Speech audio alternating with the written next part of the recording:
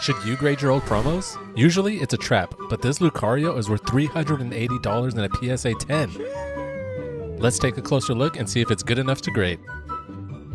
Now you can already see a little bit of minor scratching and the slightest bit of edge whitening, which is probably just from so many years of handling the card. This portion of the card seems to have a little bit of paint chipping. We have a visible micro tear, some exposed fibers, and you can see the edge whitening just a bit clearer. This edge has a pretty large scratch and paint chipping that continues along the entire border. And this other corner was a bit beat up too. You can see some micro chipping and a little bit of missing paint on the border. Now on this edge, the whitening was a bit more severe, but right at about the center of the card, I saw this and had no idea what it was.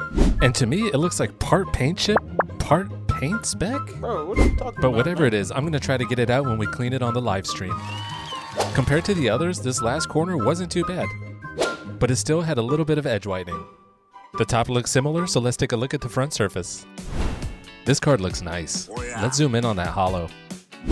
You can see a very light scratch and what appears to be some dust. But under the black light, it looks pretty good. And man, are these details amazing. And on a very good note, this card is in great shape for being almost 20 years old. Nice. Right here you can see a light scratch and actually a bit more light surface scratches.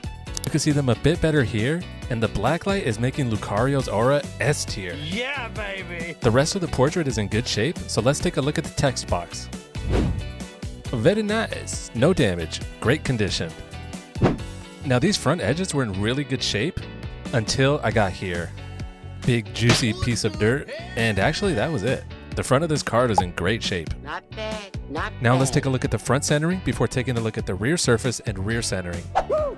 I would say the right and left are both at about 2.5, with the top also at 2.5, but the bottom sitting right on the 3, putting this card centering right at about 55-45. It's the top and bottom that really hurt the centering on this card. It's all coming together.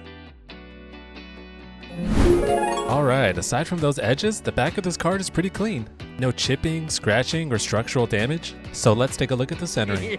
The top and bottom both land perfectly on that 3, giving it a nice 50-50. However, you can see the left is on the 2 and the right is on 3, putting the back centering at 60-40.